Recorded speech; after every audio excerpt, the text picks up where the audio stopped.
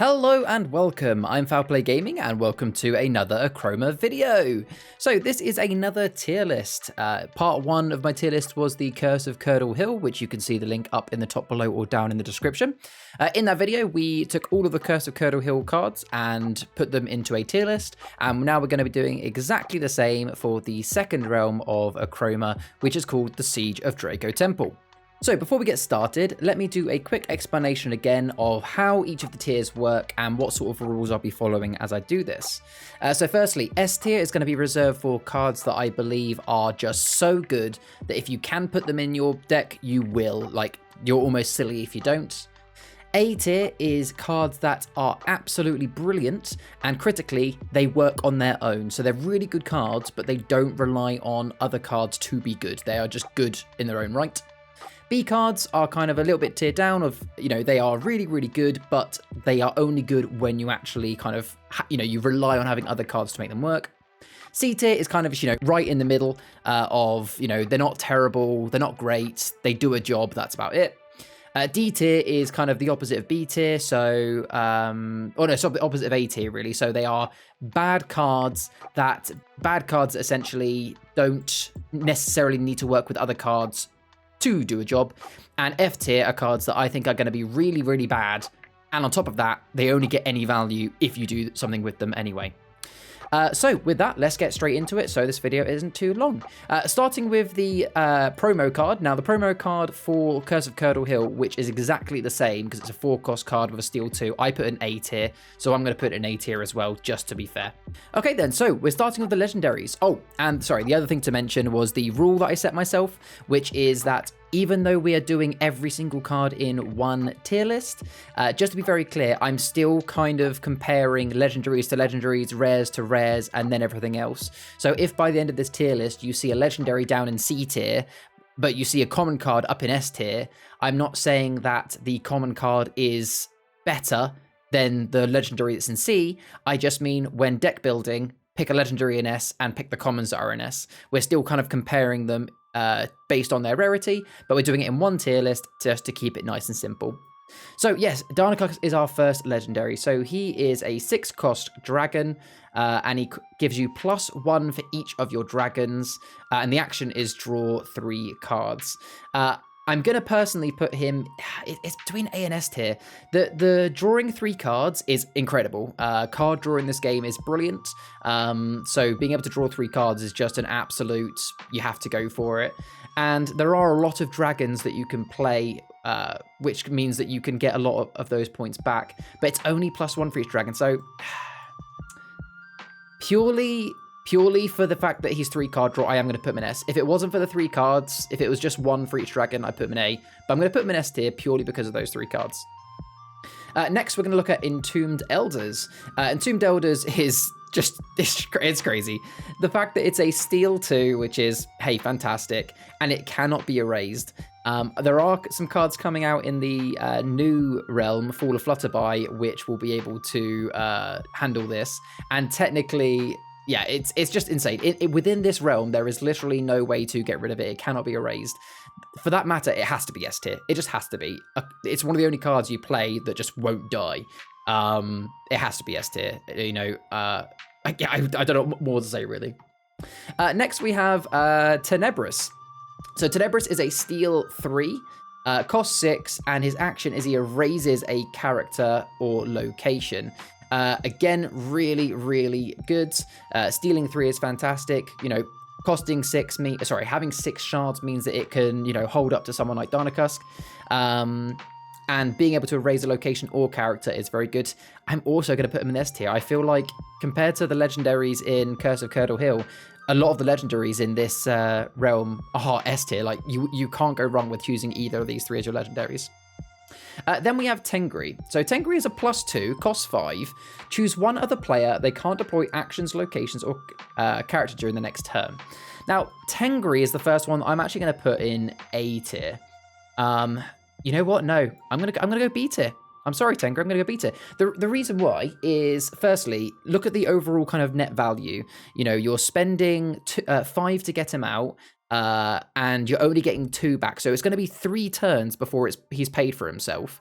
And although the action to stop somebody from essentially having a turn is, can be quite strong, it can give you kind of a bit of a breeze for a moment, it's only really strong at certain points in the game, and if you're in a 3 or more player game, then it is even less useful because you're only stopping one player. The other players can still have their turn. So for that reason, I'm actually going to put him down in B. Next then is Lost Fairies. So Lost Fairies costs 4, it's a +3, and once during your turn, you can play an action card for free. I am going to put them in A tier. The fact that they only cost 4, but they give you +3 is fantastic. Only in 2 turns have they paid for themselves. And once during your turn, you can play 1 action for free is really, really cool. If you build an action strong deck, that's an incredible amount of shard value. However, the reason I'm putting them in A tier is because they're only 4 shards, they are much weaker than all of the other legendaries.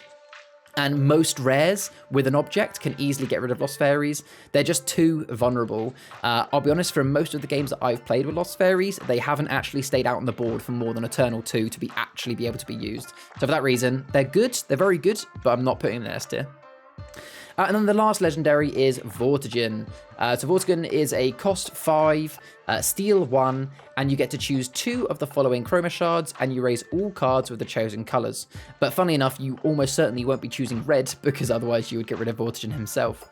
I'm going to put Vortigern in A tier. I'm really, really tempted to put him in S tier because he is very, very, very good. The fact that he can, essentially board clear the other side is incredible. But the fact that he is only a steal 1 and just means that, it's going to take quite a few turns to get back the amount of shards that you've spent on him. And on top of that, he's a dragon, not a drake, so he doesn't even, you can't even pair him with like Achroma Haven to try and make more value out of him. I'm tempted between him and Tenebris. I'm thinking actually, is he really worse than Tenebris? I think the only reason why I think Tenebris is higher is because the fact that you do get steal 3, and you can still erase a character or location for Tenebris. So yeah, I'm going to put Vortigern down in A. So that brings us nicely onto the rares. So in no particular order here, we're going to start with Achroma. So this has to be S tier.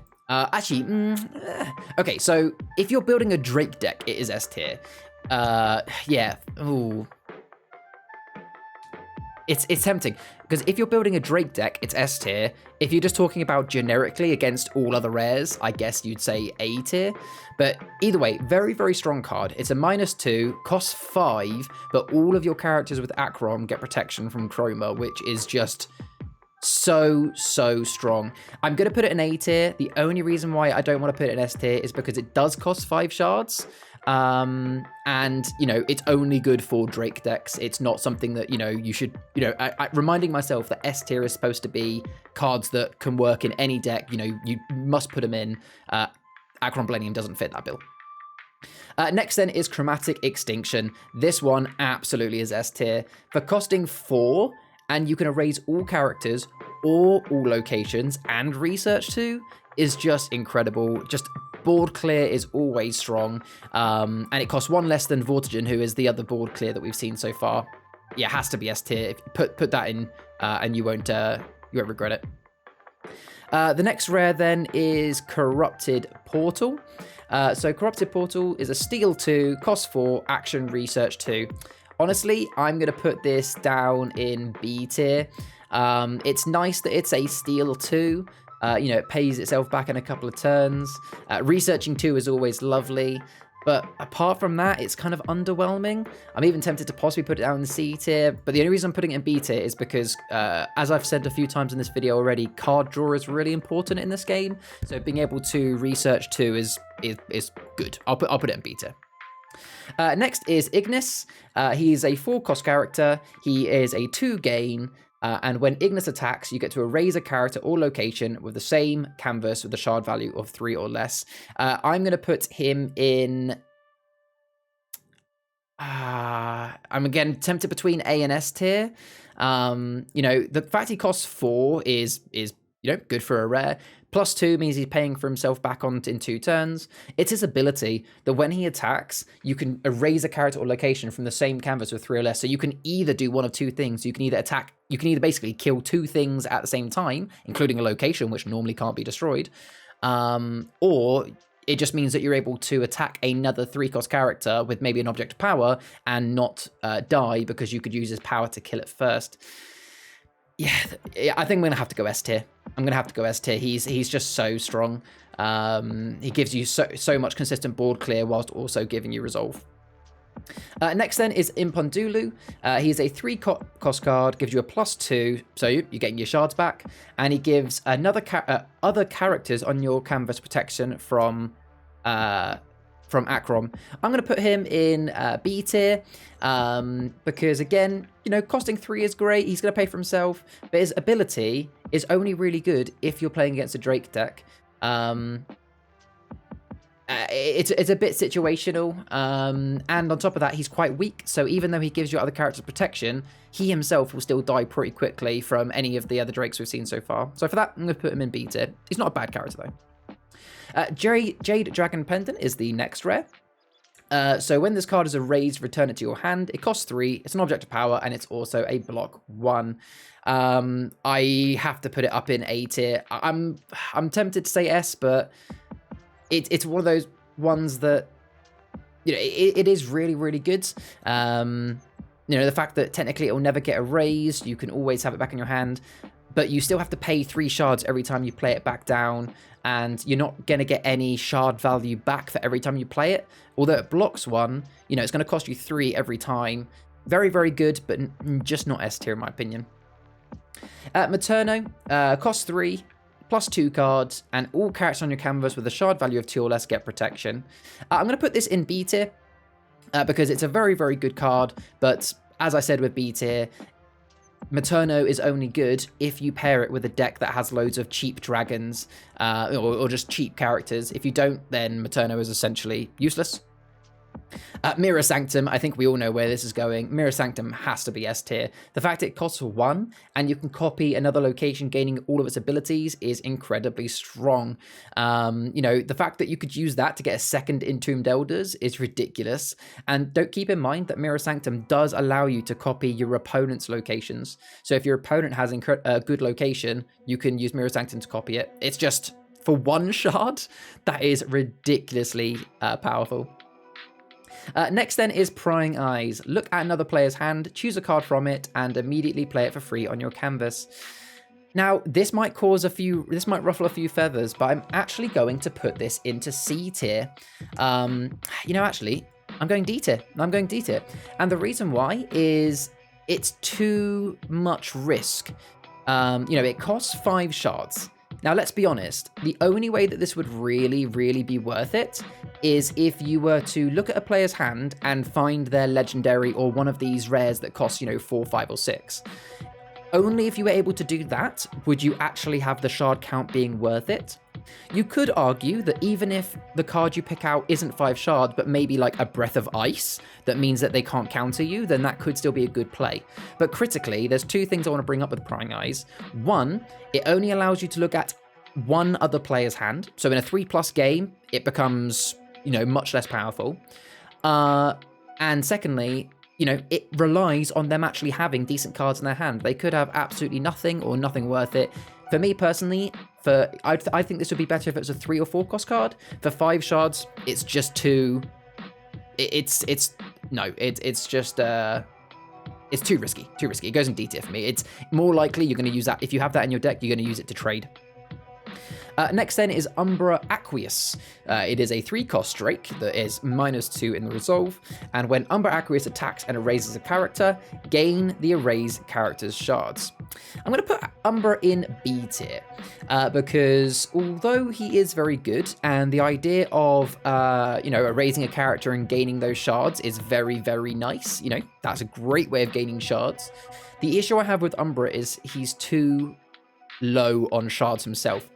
As only a 3 character, there are quite a lot of uncommon and common characters that can easily kill Umbra, which means that Also, it means that Umbra doesn't have a lot of characters that he can kill without being killed himself. So unless you put an object of power on Umbra, which is then, you know, why I'm putting on B class, because you have to do something else, only then does he start to become really good. Otherwise, just by himself, no object of power, he's too easily to kill. Next then is Umbra Igneous. 4-cost card, steal 1, and whenever Umbra attacks, erase a location. This one I'm definitely going to put up into A tier for the same reason. Oh, actually, yeah, I don't know. Do I put him in the same bracket as Ignis? I think with Ignis, the reason why Ignis is S tier is because not only is he a +2, but you get to erase a character as well as continue to do your attack. And you have a choice with Ignis, whether it's a character or a location. Whereas with Umbra Igneous, you only can erase a location, and it's only a steal 1. So that's why I'm going to put him in A. He's just off, you know, he's just not as good as Ignis. He's going to go in A tier. And then last rare is Volataris, if I'm saying that correctly. I'm probably destroying a lot of these names. This one has to be S tier. It's an incredible location, one you definitely want to Mirror Sanctum if you can. Costs only 3 and is naturally a +2, which means that in 2 turns it's paying for itself. However, look at that action. I'll bring it back on screen. +1 for each card in your hand. Even at the worst of times, you're still going to have at least 1 or 2 cards in your hand, unless you're really, really bad. And therefore, you know, even if you just have 2 cards in your hand in your resolve phase, you're going to be gaining 4 with Vast Volataris. It will pay for itself.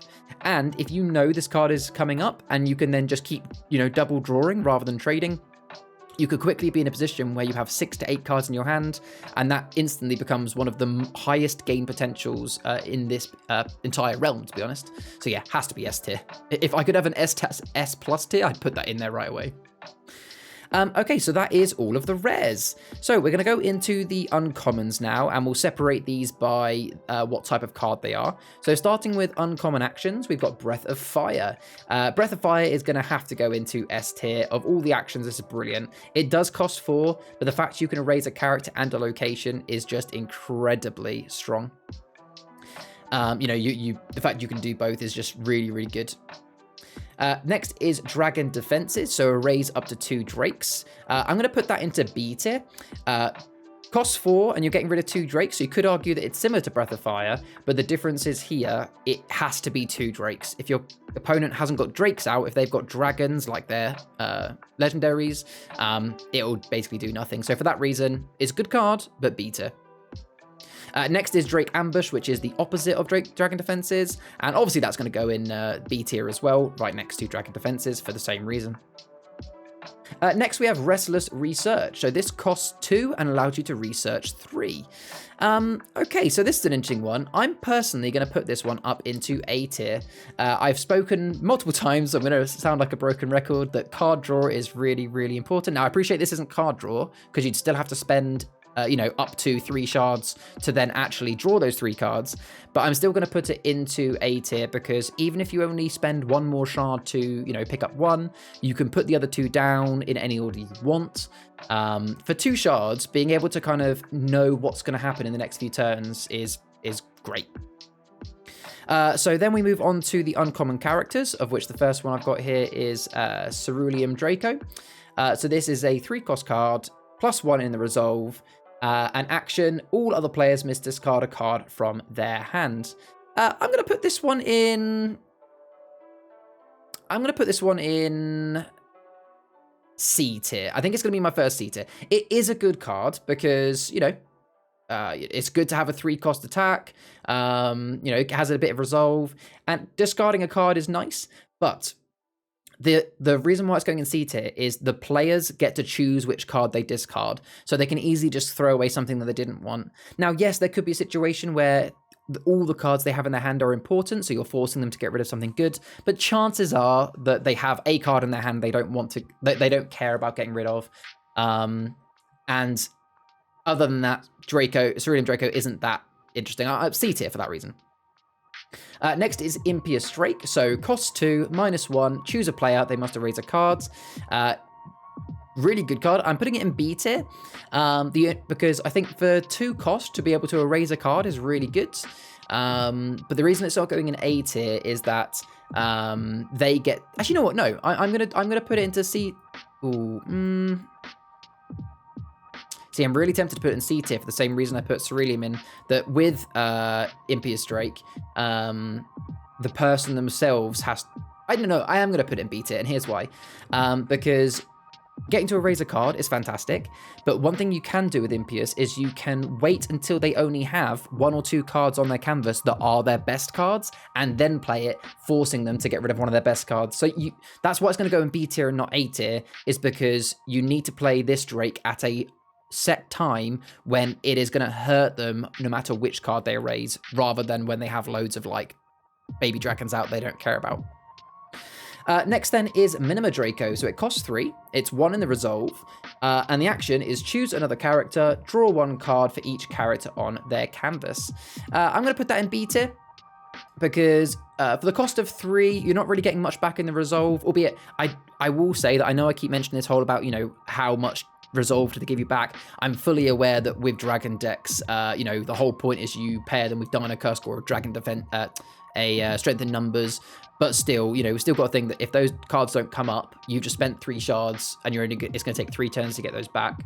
The reason it's going beta is it's really good that you get to do card draw, but it relies on your opponent actually having lots of characters out. I've seen many games where people have held onto Minima Draco for ages, waiting for the other player to play loads of cards, and then they just never have. So yeah, that's why beta, because you have to rely on your opponent actually playing other cards. Next then is Monastery Keeper. Cost 3, action and research 3, the number of locations on your canvas. Yeah, I'm tempted. I'm going to put it in C tier.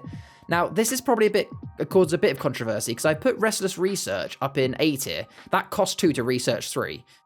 Monastery Keeper costs 1 more to also research, but it relies on you having lots of locations, and there aren't that many locations. Well, there are quite a few locations. Okay, that's a lie. There are quite a few locations. But most of the games I play, you don't have really. The maximum locations you'll have out is maybe 2 or 3 at a time. You're quite lucky if you have 4 or more.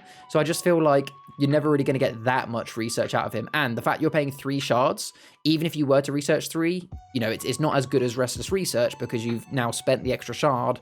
You're going to have less shards to research. So for that reason, C tier. Next is Mortius Drake. Cost 4, -2. I'm actually also going to put him. I might even put him in D tier, to be honest. No, I'm going to put him in D tier.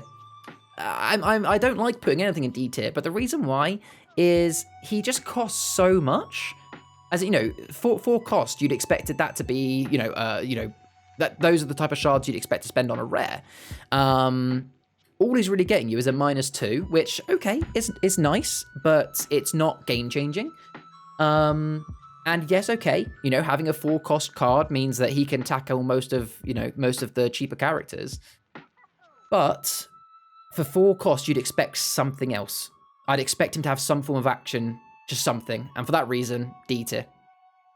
Next is Nui, costs 3, block 1, and choose another character, give them protection whilst Nui is on the canvas. I'm going to put him in C tier.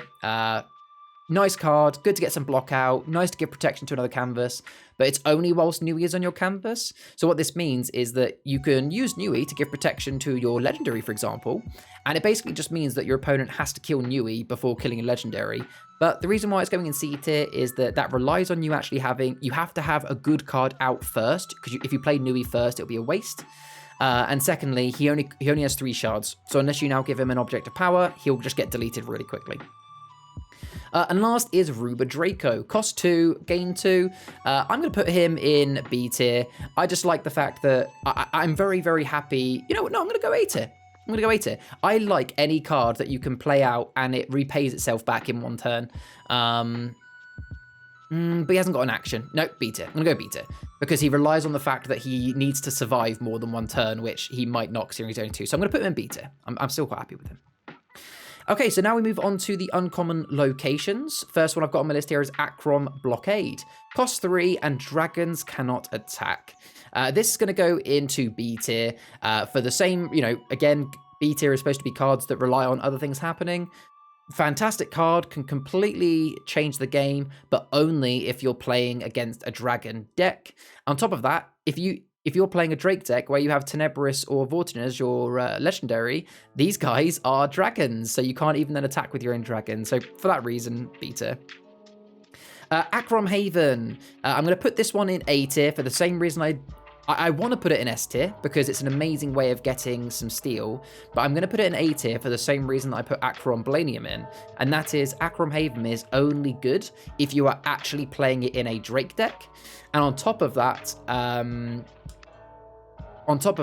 there aren't actually that many Drakes you can fit into a deck. If you've seen my other video, you'll see that there are only a maximum of 8 Drakes that you can fit in a deck. So yeah, it's great card, really good card. But you know what? I'm going to knock it down to B, because I've literally just convinced myself it relies on you having lots of Drakes in your hand and out. So yeah, for that reason, I can't put it in A. Next is Achroma Storehouse. This one, I think I probably will chuck up into S tier. No. Oh, gosh, I'm really tempted. No, I'm going to go A tier.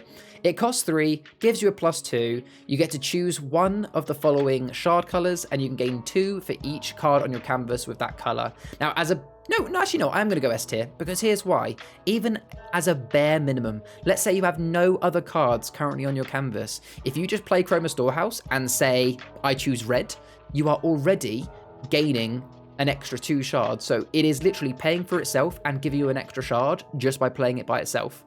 If you do wait to play it with an extra couple of cards down and choose a color that works, you can potentially gain a lot of chroma. For that reason, and that works with pretty much any deck, so I'm going to put that in S tier. Next is Monastery Nest. This absolutely has to be in S tier as well, because it's just brilliant. It costs 3. No, I'm going to go A tier. I'm going to go A tier, actually. It costs 3 plus 3. It pays for itself in the same turn, and provided it stays up for a while afterwards, it will give you loads. I'm not putting it into S tier because in comparison to the other locations I've put up here, these are cards that will pay for themselves in the same turn you play them and have something else going on. Whereas Monastery Nest takes 2 turns to pay for itself back and has no other actions.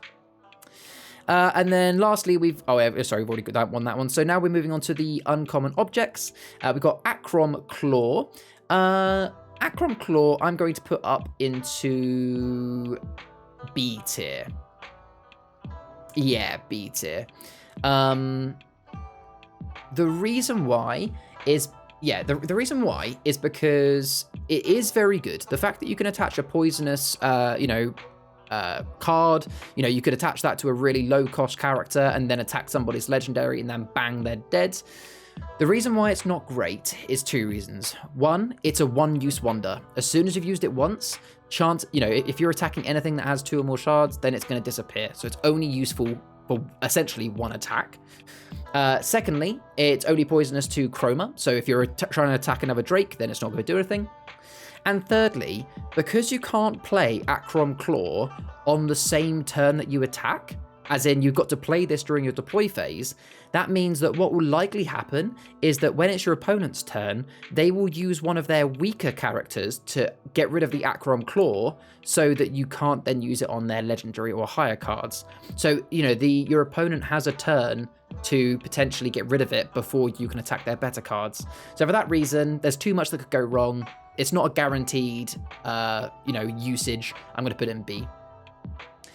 Next is Prism Stone. This is absolutely an S tier. It is the best object in this realm, in my opinion. The fact it costs 2 and gives you +3 back not only means that you just generally, give any of your characters extra 2 shards to their shard count, but it literally is paying for itself and then some in 1 turn. And as you can see, a common theme here, that has to go in S tier for that reason.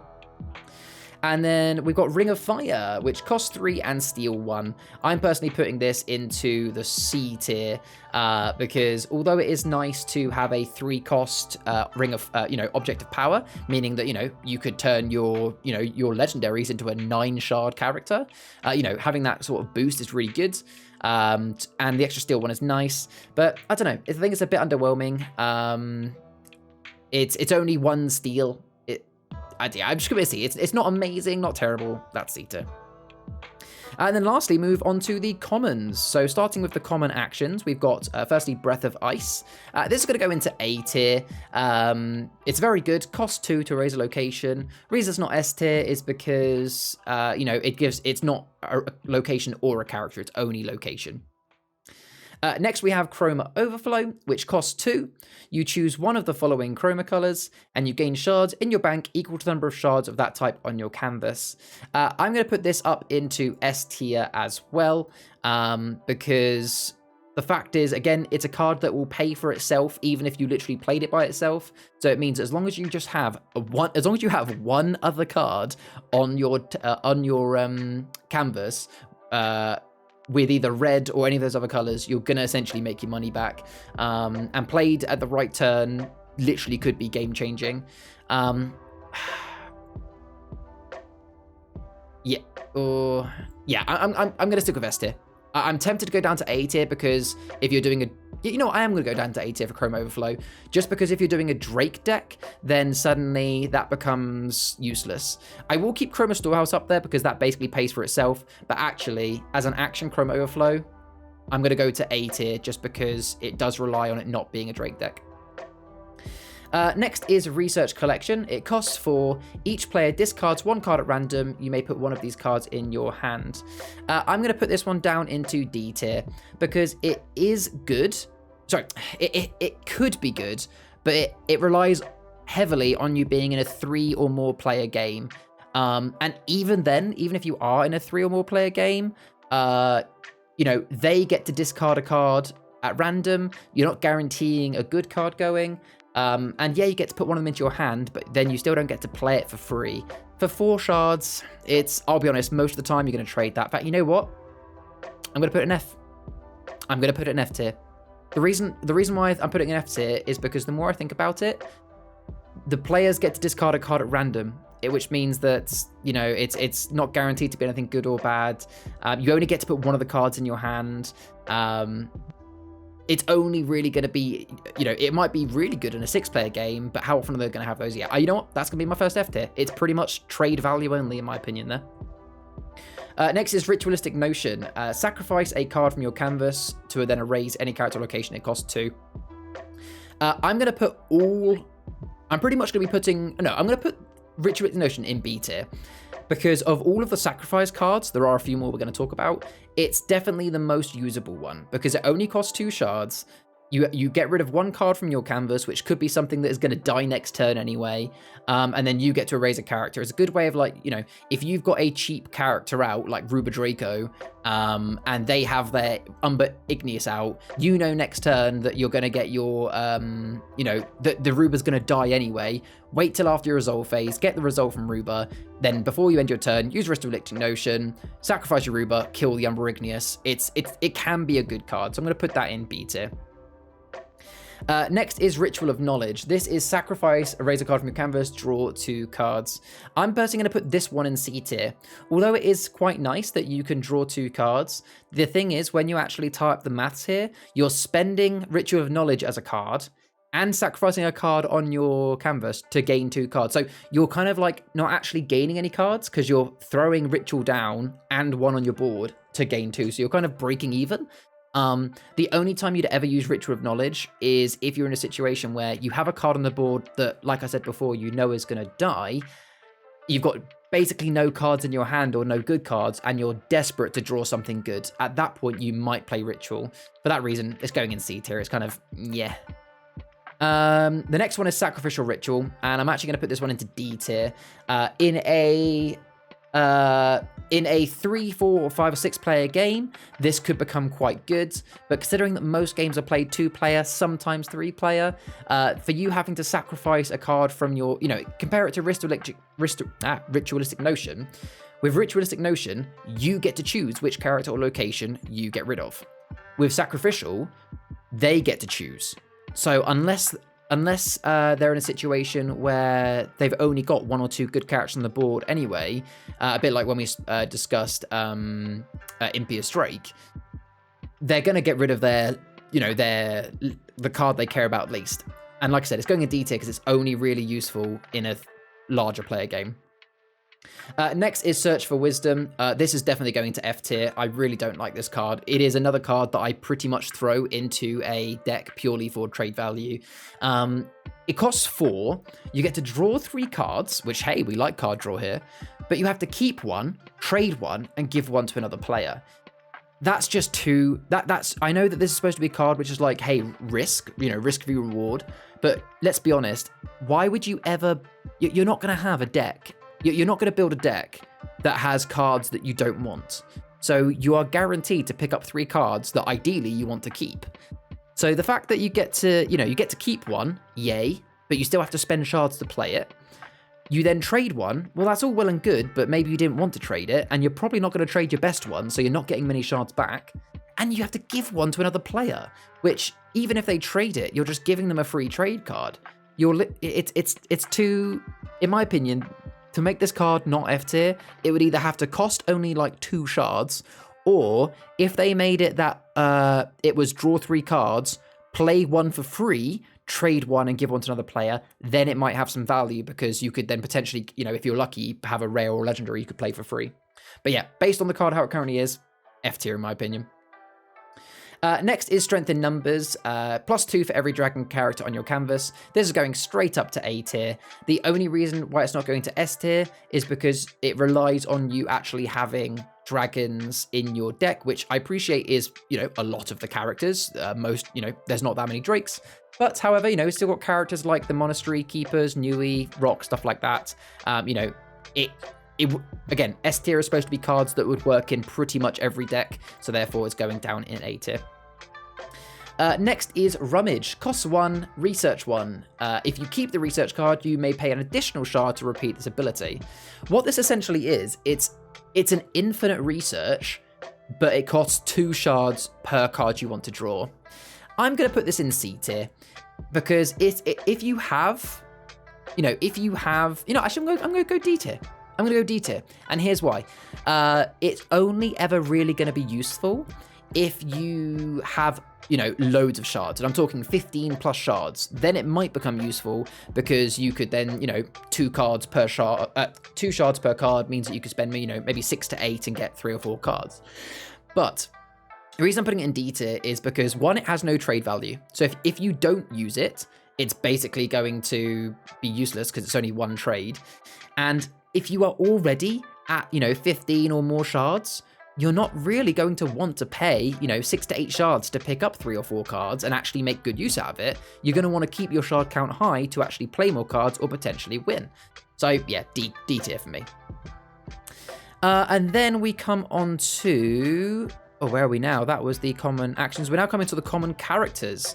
So first is Draco Fledgling. He is a 1 character, and he's got an immediate action of +1 for each other dragon character on your canvas. He's going in D tier. Yeah, D tier for me. He has no resolve, so he's not going to get you, apart from his initial action, he's going to get you no help. And he's only useful if you actually have other dragons on your canvas at that time. So for that reason, I'm going to put him in D. I'm going to put him in C tier. I'm going to put him in C tier because even if you've only got 1 other dragon now, he pays for himself. Yeah, I'll put him in C tier. I'll be kind to the fledgling. Next is Draco Hatchling. He's a 1/1 character, costs 1, gives 1. I'm going to put him up in the B tier because it's 1 cost for 1+ is really nice.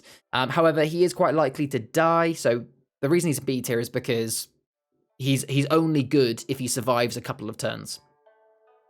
Next is Draco Whelp, cost 2, action. If you have another dragon character on your canvas, draw a card. This one I'm putting down in D tier because compared to Draco Fledgling, Draco Fledgling cost 1, Draco Whelp costs 2, and you don't even get any form of chance to get shards back. All that happens is you get to draw a card. Spending 2 to draw a single card is not very good for the sake of, I appreciate, if you have Strength in Numbers or Darnaco Scout, then maybe he has more value, but just by himself, nah, he's going down in D tier. Then we have Glacius Draco.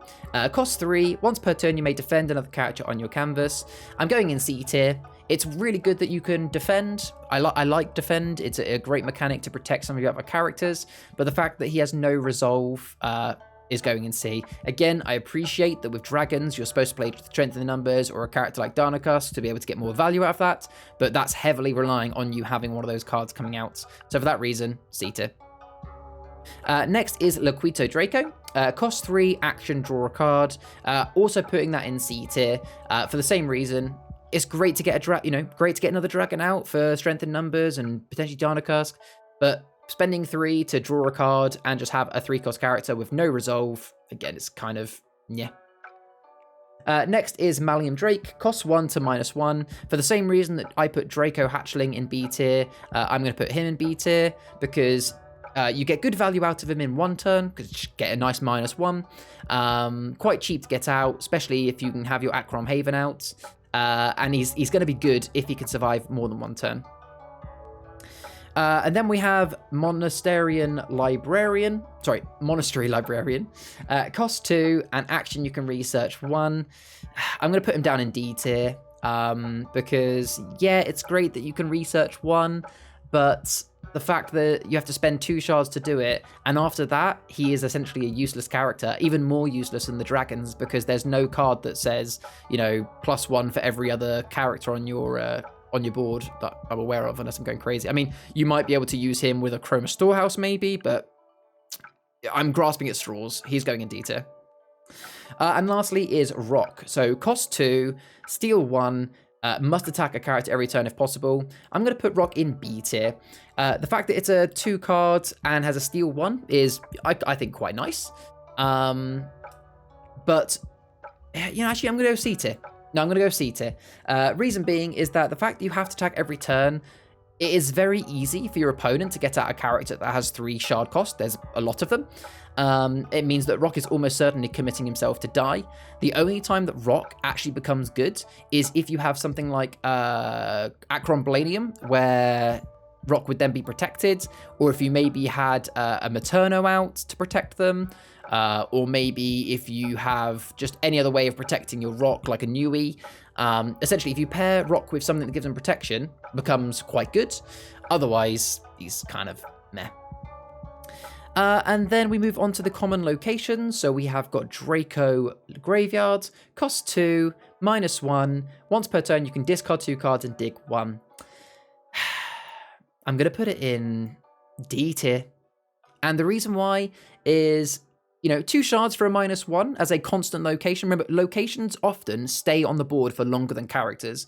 So that will probably stay on the board for a couple of turns and get a couple of minuses. That's all well and good. But I don't like the ability. Once per turn, you can discard 2 cards to dig 1. The issue with that is, especially as this is probably going to be played in a Drake deck, getting rid of 2 cards is often too much risk to gain 1. Now, if you were throwing away a couple of cards to maybe get your legendary back, then hey, that could be worth it. But most of the time, you don't have 2 cards in your hand that you are willing to part with to get something relatively mediocre back. It's so situational that it has to go in D tier. Next, we have Draco Planium Library. Costs 2, +1, and once per turn, you can research 1. This personally is going... I'm going to put it to S tier, actually. Yeah, I'm going to put it S tier. It only costs 2, +1, it's got relatively good, a couple of turns it'll pay for itself. The fact that once per turn you can research 1, even if you don't pay the shard to keep it, it essentially means near the end of your turn, if you use it at the start of your turn or just for the end of your turn, you can look at the card you're about to draw and decide, would that card make my turn better? If it isn't, you might just decide to trade. Essentially, you have a better idea of whether it's worth trading or drawing at the start of your turn. And the fact you can do that every single turn whilst also gaining 1 for just 2 cost, yeah, I'm putting that in S tier. Feel free to tell me in the comments if you feel it's wrong. Next is Floating Wasteland. Costs 3, -1. Choose a player that may discard a random card. Personally, D tier. 3 cost for a -1 in the resolve isn't great. And it's a random card, so again, it's a bit of a risky play. What are the chances that they get rid of a really good card? Well, it's luck of the draw. I don't really like luck in games like this, and for that D tier. We're almost at the end. Next, it is Great Cloister. It is Action Research 1, cost 2, and it's a Steal 1. But compared to Draco Planium Library, it's only on your initial playing of it do you get to Research 1. For that reason, I'm going to put it in C tier. Costing 2 to Steal 1, yeah, great. Couple of turns, it'll pay itself back. Otherwise, it's pretty, pretty average. Researching 1 card is nice, I guess. Then we have Monastery Gates, which costs 1 and it's a block 1. I'm going to put that up in A tier because it's, the chances are, even in Dragon decks, it's likely they're going to have a Great Cloister. They're going to have a way to block. The fact that you can spend 1 shard to have 1 constant block up is quite nice. It is almost like, why not have that in your deck just in case? Next is Monastery Underside. It costs 4 to block 2. This one, personally, I'm putting down in C tier. Or B tier, I don't know. No, I'm putting it down in C tier. Blocking 2 is fantastic, but costing 4 to do so means that unless you're playing against a proper Drake deck that has loads of steal and minus out, it's not going to, I feel like it's a bit too expensive for the protection it gives you. I'm going to put it in C tier. And then lastly is the object Ring of Ice. Costs 3, and once per turn, the attached character can defend another character on your canvas. I'm going to put this up in B tier for the reason why, a 3-powered object is very nice. Again, it could make your legendaries potentially be 9 cost. And the fact that once per turn you can defend means that if you attach your Ring of Ice to your Tenebris or your Darnacusk, it means that essentially now that once per turn, you could defend any of your characters, and essentially it's going to be a deterrent for people attacking. Well, there we go. That is my tier list for Siege of Draco Temple. It's a little bit different to my Chroma one. There's a lot more in the TNF tier. I'd really appreciate your feedback, so let me know in the comments what you guys think. You can check below the stream if you want to do this tier list for yourself and maybe take a picture and pop it in the Achroma community Discord for me to see. Thank you very much for watching. As always, feel free to let me know what you think. We will be doing another one of these tier lists for the new realm, the Fall of Flutterby, when it is released. But in the meantime, thank you very much for watching. I've been Foul Play Gaming. See you in the next one. As always, stay wholesome.